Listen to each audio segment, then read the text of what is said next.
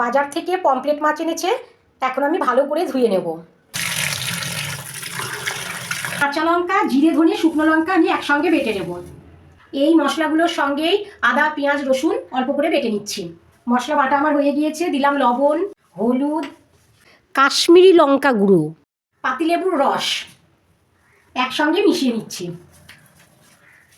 এই মাছগুলোকে আমি ছুরি দিয়ে একটু একটু করে চিড়ে দেব।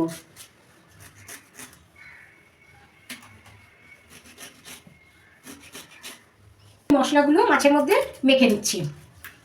ফ্রাইং প্যানে তেল গরম হয়ে গিয়েছে, মাছগুলোকে একে একে ছেড়ে দিচ্ছি। পমফ্রেট মশলা ফ্রাই আমার রেডি হয়ে গিয়েছে, এবার আমি তুলে নিচ্ছি।